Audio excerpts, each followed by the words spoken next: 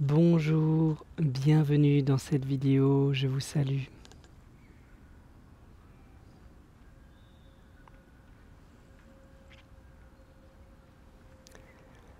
Bienvenue, aujourd'hui je souhaiterais vous partager une clé, on pourrait presque dire la clé pour s'ouvrir sur le moment présent. Et ce mouvement, s'il y a une clé, il y a une infinité de portes, une multitude de voies pour y parvenir. Donc je vais peut-être vous donner quelques portes dans la spontanéité du vivant ici, celles qui viennent maintenant, dans cette nature où je vous parle, qui est déjà une porte en soi pour vivre davantage le moment présent. Alors, vous pouvez prendre cette vidéo comme une expérience méditative, le ressentir et l'expérimenter directement, ou l'écouter tout en étant en votre cœur en tout cas, et donc en ressentant comment cela résonne pour vous. C'est toujours ça le plus important, ce que je vous dis, c'est au-delà des mots. Les mots ont leur importance, mais ils sont creux si vous n'entendez pas le vivant qui l'accompagne. Les mots sont juste un habit, un véhicule qui permettent de partager une information qui se vit au fond de soi. Et c'est ça que j'essaye de vous transmettre, de former un pont, finalement, de cœur à cœur, entre ce qui se vit à l'intérieur et ce qui se vit en votre intériorité. Donc voilà, je viens de parler de la clé. En tout cas, la clé ouvre la porte, la serrure de la porte sur l'intérieur, l'intériorité. Mais quel est le mouvement finalement pour ouvrir cette porte? C'est un ralentissement intérieur. Donc ce que je vous propose maintenant, c'est de prendre un peu de temps pour vous, de vous donner de l'espace.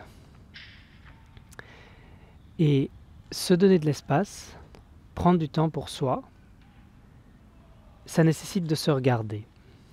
Ça nécessite de tourner le regard vers l'intérieur, tourner le regard vers soi dans un premier temps, et puis à force de commencer à tourner un regard vers soi, eh bien, c'est pas toujours confortable, mais il va d'une façon ou d'une autre se poser des questions, donc plus ou moins consciemment ou plus en senti sur finalement qui est-ce qu'on regarde vers soi.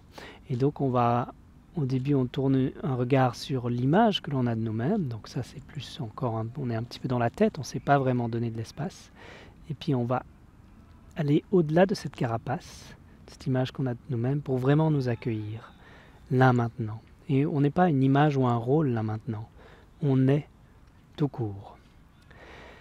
Et c'est ça que je vous propose de faire, prendre un temps, et vous voyez, si vous vous permettez de vous accueillir, vous allez ressentir tout de suite un relâchement. Votre ventre, qui est vraiment important à ressentir, peut se détendre, et vous allez aller avoir une respiration plus profonde, plus détendue, ce qui montre que vous vous donnez de l'espace à ce moment-là. Quand on est sur l'image que l'on a de nous-mêmes et souvent du coup que l'on veut donner de soi-même aux autres, donc on est dans un relationnel, c'est parfois inconscient, mais on est par rapport à ce que la société, l'environnement, l'extérieur veut de nous. Et quand on commence à prendre de l'espace pour soi, on s'autorise à se libérer d'une pression extérieure. Il y a un tas de pressions extérieures qui sont induites par un système, notre système fort de consommation qui stimule beaucoup vers l'extérieur, mais qui est d'abord en fait un formatage et des conditionnements que l'on a depuis l'enfance. Et donc on a eu tendance à être liés à l'extérieur, et ces liens nous font voir les choses à l'envers. Et quand on commence à se regarder, la première chose qui peut nous empêcher de nous regarder, ce sont des peurs, des conditionnements, de cette pensée à l'envers qui nous fait dire finalement, par exemple, c'est égoïste de prendre du temps pour soi. Oui, c'est égoïste, on ne pense pas aux autres, et ça peut activer notamment de la culpabilité. Et ça, c'est une manipulation en fait qu'on se fait finalement avec nous-mêmes. C'est notre mental qui nous manipule tout seul pour continuer à prendre les commandes dans ce stress. Parce que le mental nous fait stresser. Et quand on prend du temps pour soi, on se détend. Et la réalité, c'est que plus on ose, donc il y a un phénomène d'oser quand même, de prendre du temps pour soi, de se donner de l'espace, plus on ose se donner de l'espace, se donner cet espace, plus on arrive à remettre à l'endroit finalement la pensée. Et puis plus que la pensée, toute une façon d'être. Et nous passons de l'avoir, parce que avoir une image de soi, donner une image de soi, c'est dans l'avoir. Et donc nous passons du faire aussi, surtout, du faire à l'être. Et quand on est à partir de l'être, eh bien, cela se remet à l'endroit. On revient dans le bon sens que l'on ressent au niveau du cœur, et pas dans la réflexion qui a inversé ce bon sens que nous ressentons à l'intérieur, mais que nous n'osons pas toujours écouter. Pourquoi ? Parce que parfois écouter le bon sens qu'il y a dans notre cœur, c'est une voix d'enfant, c'est une voix qui va dans une autre direction, qui n'est pas sérieux, qui n'est pas responsable, qui est... Vous pourriez entendre des personnes qui disent « Mais enfin, mais tu as quel âge pour rêver ainsi ?» ou pour voir les choses comme ça. Plein de phrases qui semblent adultes, mais en réalité, ce sont des peurs, ce n'est pas adulte. C'est adulte dans le cœur, mais ici, il n'y a pas besoin d'être adulte. Où est le cœur et l'amour dans ces phrases ? Ce sont des peurs qui s'expriment. Je vous invite à prendre conscience, quand vous avez des phrases qui vous mettent en doute par rapport à ce que vous ressentez à l'intérieur, de vous dire, quand ce sont des phrases de cet exemple-là qui finalement vous donnent des leçons, ou vous disent ce qui est bien pour vous dans la vie, comment vous devez penser et être, où est le cœur là-dedans ? Vous pouvez vous dire cela. Et c'est toujours juste. Parce que les choses qui sont faites avec cœur sont justes. Et donc cette phrase est juste. Cette question, se poser cette question est juste. Et si vous n'en voyez pas, eh bien ne prêtez pas trop, voire ne prêtez pas du tout attention à ce genre de partage. Parce qu'ils partent de peur. S'ils ne viennent pas du cœur, c'est qu'ils viennent de peur. S'ils viennent des peurs, ça veut dire qu'ils projettent ce que eux ressentent. Donc ça les concerne. Donc ne vous faites pas attraper par ce qui concerne les autres.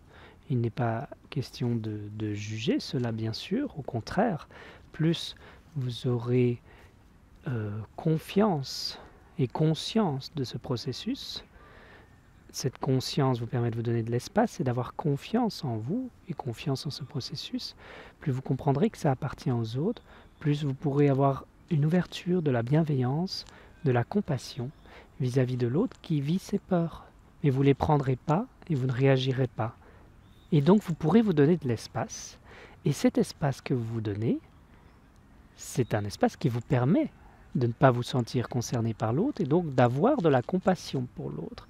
Et donc cette porte que vous ouvrez pour vous, c'est une porte qui est sur la vie, une porte qui est fertile, qui vous donne plein de possibles après parce que vous remettez à l'endroit, mais c'est une porte donc de libération que vous ouvrez pour l'autre aussi.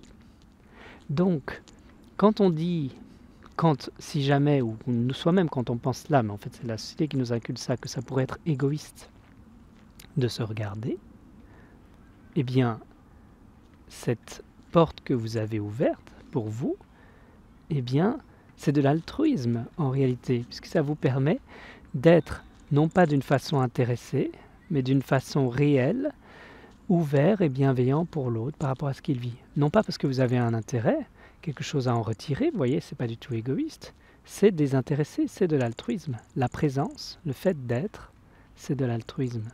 Parce qu'il n'y a pas de condition pour être, il n'y a pas d'intérêt. Il y a un intérêt fondamental qui est la vie qui veut pousser en tout, bien sûr. Mais ce n'est pas un intérêt égoïste, vous voyez, ce n'est pas un intérêt personnel. Quand la vie pousse, la vie elle est partout, elle est interdépendante et interconnectée. Donc dès qu'elle pousse en vous, elle pousse en les autres. Elle s'ouvre. Alors chacun a son libre arbitre, chacun vit son chemin. Certains ont des peurs et ont le besoin, le désir de parfois expérimenter et continuer à expérimenter ces peurs. Certains sont plus à l'écoute. Mais quoi qu'il arrive, quand vous donnez cet espace, votre corps lui vibre de cet espace. Et cette vibration, on l'étudie de plus en plus en science, vos cellules vibrent de ces informations et tout est interconnecté. Les arbres, les cellules des corps des autres, tous les règnes, minéraux, végétaux. Et donc ça fait quelque chose et ça élève la conscience. Quand vous êtes dans l'être, vous envoyez, concrètement, ça se mesure aujourd'hui, des ondes très puissantes, parce que c'est une fréquence qui est plus élevée que celle de la pensée, qui, si elles sont, plus vous ouvrez dans la bienveillance, dans la douceur vers vous-même, plus vous envoyez cela. Donc si elles sont dans la lumière, dans l'amour, ce qui est une émanation naturelle, parce que quand on est dans l'être, les pensées négatives, les pensées qui partent des peurs, les pensées qui contraignent, qui sont limitantes, s'évacuent. Ils peuvent, même si vous pratiquez ça dans la terre, ça aide pour faire couler ça dans la terre. Et donc vous envoyez ce rayonnement naturel qui fait partie de votre être, votre vibration unique, qui aide dans le champ de la pensée collective, parce que les pensées ne sont pas dans votre tête, il n'y a rien dans la tête. Le corps est une antenne qui capte un ensemble d'informations, qui s'agglomèrent entre elles et qui donne l'impression qu'on a des pensées et qu'on a un système de pensée qui nous est propre, mais tout ça c'est une impression et c'est en réalité très relatif. Donc c'est pour ça que tout est interchaîné. Des pensées, elles sont contagieuses, on peut attraper les pensées des autres, qui appartient à qui, tout ça est toujours très relatif. Maintenant, quand vous êtes dans l'être, vous n'êtes plus dans ce système de pensée. Il n'est plus question de soi ou l'autre. Il y a un soi fondamental qui est le même au cœur de tous, qui est un multiple de cette unité que nous sommes tous, parce que nous sommes à la fois soi, chacun, un, et à la fois unique. Et donc vous vous renvoyez à cette réalité-là, et donc vous élevez la conscience pour que chacun soit aidé par cette élévation de conscience, simplement par le fait d'être, à sortir de cette fréquence de la pensée et des émotions qui vibrent davantage dans la peur et la limitation, et dans ce fonctionnement à l'envers, pour s'élever au-delà de cette frange-là et tomber dans un espace qui est celui du vivant. Et c'est de ça dont il s'agit aujourd'hui. Quand vous ralentissez à l'intérieur, ainsi, pour revenir à ce sujet, qu'on n'a pas quitté d'ailleurs dans ce que j'explique là, mais je vous l'invite à l'expérimenter davantage et à le ressentir. Quand vous ralentissez, eh bien vous vous donnez cet espace. Qu'est-ce que ça veut dire ralentir ? Ça veut dire stop à vos pensées de qu'est-ce que vous allez faire ce soir, qu'est-ce que vous allez faire demain, et ce qui vient, peut-être ce qui survient d'une rencontre que vous avez faite juste avant. Et pour cela, il faut revenir à quelque chose de stable. La pensée n'est pas stable. Et donc il faut venir à votre corps. Votre corps, il est là, il ne bouge pas. Et regardez, détendez le corps. Et regardez, le corps, il respire. Il est vivant. Votre cœur bat. C'est vivant. Donnez-vous cet espace. Si vous le souhaitez, c'est une proposition. Mais essayez, jouez le jeu ne fût-ce qu'un instant. Et rien que se donner cet espace vous fait ouvrir une porte sur le moment présent. Parce que rien que par le fait de détendre le corps, vous détendez la crispation qui est liée à la pensée, qui est liée à l'émotion. Rien qu'en restant sur le corps, vous allez davantage voir qu'il y a des émotions qui surviennent, qu'il y a peut-être des pensées qui surviennent. Et hop, vous les laissez passer, vous restez sur le corps. Et vous voyez que pendant ce temps, le corps il respire. Prenez un moment de respiration, laissez la respiration se faire toute seule. Progressivement, vous allez voir que vous n'avez pas besoin de participer à cette respiration. Alors qui respire ? Qu'est-ce qui respire ? La vie elle-même. La vie elle-même respire le corps. Et donc, il y a ce moment, simplement, là, maintenant, qui s'ouvre progressivement. Le moment présent, on y entre dedans, on ne peut pas le penser, on ne peut pas l'approcher. Le présent s'ouvre à soi. Ce n'est pas la personne, ce n'est pas à travers d'une volonté personnelle qu'on peut aller dans le présent. C'est en lâchant la volonté personnelle, en ralentissant progressivement, jusqu'à simplement être là.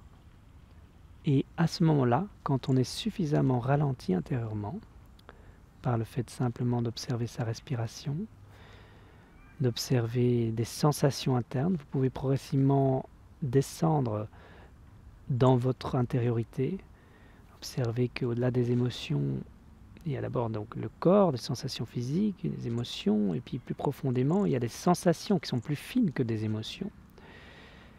Et puis au-delà, à un moment donné, vous pouvez sentir un espace qui accueille et qui voit tout ce mécanisme. Parce que si vous le ressentez tout cela, c'est qu'il y a quelque chose en dehors qui ressent et donc qui n'est pas cela. Vous voyez ? Et en fait, vous êtes cet espace. Et plus vous rentrez, vous rendez compte que vous êtes cet espace qui voit. Qui voit cet espace qui voit ? Ce n'est pas infini. À un moment donné, parce que ça, c'est de la pensée qui veut toujours récupérer. À un moment donné, quand vous rentrez dans cet espace s'ouvre à vous. Et en fait, c'est le présent qui commence à prendre le pas. Ce que vous êtes, ce que vous pensez être, descend et recule et ralentit dans l'instant présent, jusqu'à être suffisamment calme, déposé, pour commencer à entendre et à voir, plutôt que d'écouter et de regarder. Et là, qu'est-ce qui se passe ?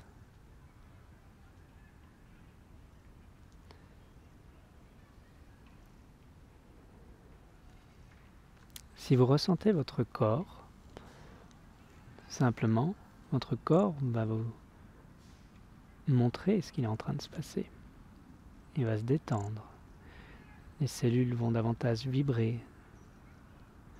Votre ventre va se détendre, c'est le siège de l'âme. L'âme goûte ce moment. En votre cœur, ça peut un peu chauffer, parce que ça se recentre au niveau du cœur, qui est le chef d'orchestre de l'ensemble de votre système.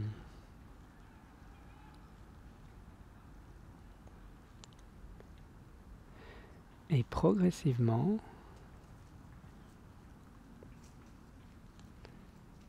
eh bien,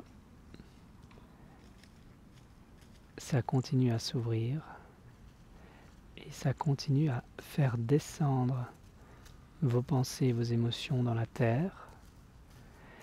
Et finalement, le corps et la personne qui se pense être ce corps, qui anime le corps avec son nom et dans l'activité du quotidien qui peut être très active, la ralentit vraiment complètement et s'oublie dans cet instant. Et cet instant est un espace. Et cet espace, c'est comme un buvard, on s'en imprègne et il vient nous absorber, nous imprégner. Et c'est lui, cet espace, qui est l'intelligence de la vie, l'intelligence une. La vie est parfaite dans son intelligence par nature, qui va commencer à voir et à entendre. Ce n'est pas nous qui entendons. Nous, nous écoutons. Personnellement, je veux dire, nous, personnellement, nous écoutons ce son, cet écho de cet espace dans le présent, qui, lui, sonne différemment dans une autre fréquence et qui va nous montrer. Et là, on va tendre l'oreille et les sons vont devenir différents. Les couleurs vont devenir différentes. Les sensations, les parfums, le goût, le toucher. L'espace peut se remplir et devenir plus dense. Bien sûr, chacun l'expérimentera différemment selon ses perceptions. Mais ça, ce ne sont que des perceptions. C'est propre à chacun.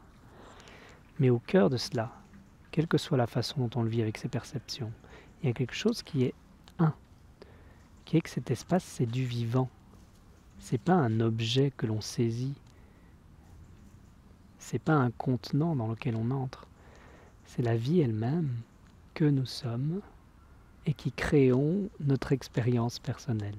Ça, à ce moment-là, on remet les choses à l'endroit. Vous voyez ? Et là, on ralentit. Et là, on peut laisser à ce moment-là, dans ce ralentissement intérieur, ce n'est même plus, à un moment donné, le fait de détendre le corps et de descendre en soi. À un moment donné, on est suffisamment descendu en soi que pour plutôt avoir l'impression de laisser cet espace éclore et grandir que de descendre. Et il y aura une danse entre les deux, celui qui descend, mais qui est de plus en plus calme, déposé au-dedans, et ce qui grandit, qui est soi. Les deux coexistent, mais sont unis, indissociables. Et cette présence, qui est le moment présent, vivant, vécu, pas conceptuel, respire au-dedans, anime votre corps, fait battre votre cœur, le fait respirer. Et ça, c'est un bain de jouvence, littéralement, parce que ça vous régénère. Et là, vous voyez, à ce moment-là, on est très loin du regard de l'autre, de la peur, de la crainte du regard de l'autre. On est très loin des pensées du quotidien, des soucis, de ce qu'on va faire ce soir, de ce qu'on va faire demain. On n'est plus dans cette fréquence-là. Et ça, si vous le ressentez, dites-le moi en commentaire, si ça vous permet d'entendre ce que je dis là, de partager avec le cœur, si vous ressentez cet espace, si vous voyez, ressentez, être touché, résonner avec la porte que je suis en train de dessiner, si vous la voyez cette porte, si vous arrivez à l'ouvrir, que vous voyez que cet instant présent n'est pas quelque chose loin de vous pendant que nous sommes dans le temps et que nous sommes encore dans le temps, ça veut dire dans la pensée, et que nous sommes en train de se dire « Ah, je vais essayer d'être dans l'instant présent ». Bon, là encore, la pensée est très active, le « je » est encore bien présent. C'est une intention de base qui est nécessaire, mais à un moment donné, là, cet instant présent que l'on vient de se dire, dont on essaye d'expérimenter, que l'on vient de nommer, eh bien, il devient vivant, là. Vous voyez ? C'est plus la même chose, c'est plus un objet, c'est plus une pensée. C'est le sujet. Si bien qu'il remplace même celui qui a voulu être au-dedans de cet instant. Parce qu'il n'y a pas de différence. Être vraiment dans l'instant, c'est être l'instant. Sinon, on n'y est pas vraiment. Il y en a deux. Celui qui essaye d'être et puis l'instant dont on ne comprend pas vraiment sa nature, finalement. Parce qu'il n'est pas possible de comprendre la nature du présent. Le présent est vivant. Ce n'est pas une logique. Ce ne sont pas des chiffres. C'est vivant. Ou c'est tous les chiffres, tous les nombres, toutes les géométries si on veut, mais c'est vivant. Pas un objet. Et donc si vous voyez ça, si vous ressentez ça, eh bien, vous pouvez le cultiver alors. C'est l'idée de vous partager cette porte. Peut-être pour vous, ça vous permet de prendre cette porte. Peut-être que cela est évident pour vous. Je ne sais pas. C'est une porte qui vous ouvre à chaque instant. Plus vous cultivez ça, plus à chaque instant, dans la pensée, vous pouvez ouvrir cette porte qui est comme une porte de sortie qui transcende le monde de la pensée et qui peut être prise à n'importe quel instant et qui vous permettent de sortir du monde. Le monde, c'est la pensée et les émotions. Et ce que vous êtes, vous n'êtes pas que de la pensée et de l'émotion. Nous sommes ceux qui avons créé tout ça. Vous voyez, donc ça permet de sortir de cette matrice de la pensée et des émotions. Et ça, cette porte, en cultivant cette présence, cet instant, on peut la prendre et l'approfondir de sorte d'y rester dans ce présent, sans rien rejeter. Au contraire, parce qu'on est bien au-dedans, on peut avoir, comme je l'ai dit, cette bienveillance, cet amour pour l'autre, pouvoir l'aider, à partir d'un regard qui est clair, parce qu'il est détaché, pas indifférent, mais détaché de la peur, qui n'est pas reniée. Dans le corps, il peut se vivre des peurs, mais ce n'est pas pour ça qu'elles nous submergent pour autant. Ces peurs font partie du corps, et ce que nous sommes vraiment est dans un espace qui permet cette expérience. Nous ne sommes même pas dans un espace, nous sommes cet espace, nous sommes le présent, qui lui par nature est éternel. Donc comment il pourrait y avoir des peurs dans un présent qui par nature existe depuis toujours? C'est la nature du présent. Le présent, ce n'est pas du temps. Donc si ce n'est pas du temps, il est toujours là. Donc il n'y a pas de peur. La peur existe dans le temps. La peur de manquer, la peur que ça disparaisse. Le temps forme une limite. Le temps forme de la rareté. Le temps est lié à la peur. Et donc dans le présent même, dans cet espace, la peur disparaît. Et la peur crispe, contracte, crée les pensées et les émotions. Et le présent régénère et vous place dans un autre espace. Et à partir de là, on voit. On ouvre les yeux et on ouvre son cœur. Et on se connecte parce qu'on voit le vivant. Et quand on voit le vivant, c'est parce que ce présent, c'est ce que vous êtes fondamentalement. C'est l'être que vous êtes. Et l'être que vous êtes, quand vous voyez à partir de ce que vous êtes, eh bien alors vous voyez à partir de ce que les autres sont, forcément. Quand vous voyez les autres. Façon de parler, vous voyez, parce qu'on ne peut pas se voir à distance de soi-même. On ne peut qu'être. Vous voyez, les mots sont limités. Mais être, c'est raisonner avec l'être des autres. Et donc on voit les autres pour ce qu'ils sont vraiment, pas pour ce qu'ils s'imaginent être, ou l'image qu'on veut donner. On voit les êtres. Et qu'est-ce qu'on voit? Ben, on voit ce vivant qui est partout, qui est connecté à tout, qui est lumineux, qui est un, qui est uni, qui est paix. Et ça, c'est la réalité. Même si elle peut paraître éloignée de la pensée, ça n'en est pas moins la réalité, la nature de la réalité, donc ce qui est stable. Quand on étudie la pensée, quand on l'examine, on arrive à cette expérience directe de cette nature de la réalité qui est stable, qui n'est pas de la pensée, qui elle est éphémère, une pensée est remplacée par une autre, et ainsi de suite. Mais ce que nous sommes, en fondement, c'est ça, cette unité. Donc c'est une bonne nouvelle.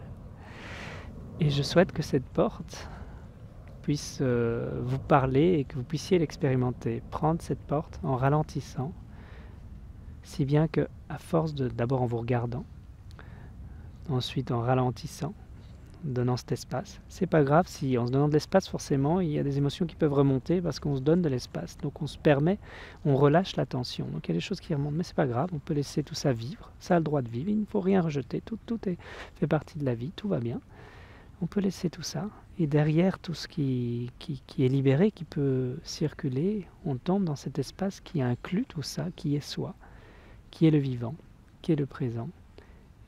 Et là, ce présent va commencer à prendre le relais et nous montrer à quel point la vie, derrière ces idées et ces pensées qu'on peut avoir, elle est au-delà de toute conception, tellement que c'est incroyable réellement, tellement que c'est profond et plein. C'est quelque chose qui doit se vivre. L'instant présent direct, c'est plein. Et ça se suffit à lui-même. Et ça, c'est ce que vous êtes profondément. Et c'est pourquoi, par nature, quand vous êtes cela, vous êtes forcément ouvert et accueillant pour l'autre, parce que ça va ensemble, parce que nous sommes un. Et vous découvrez cela. Alors là, profondément, vous voyez à quel point tout va bien, quelles que soient les expériences qu'on peut vivre. Et là, ça nous permet de les vivre pleinement, pas de les renier, mais de les embrasser pleinement. Et de les vivre comme un jeu, comme un enfant. Merci pour votre démarche, pour votre présence. Je souhaite que ça puisse vous apporter cette vidéo. N'hésitez pas à me donner votre retour en commentaire. Et puis, comme vous le savez, si vous voulez vous abonner ou si vous voulez mettre des pouces sur cette vidéo, parce que c'est comme ça que ça fonctionne sur YouTube, si vous voulez que ça diffuse un peu de lumière et que d'autres personnes puissent découvrir ces choses qui sont essentielles, eh bien c'est comme ça que vous pouvez le faire sur cette chaîne. Merci, à très bientôt.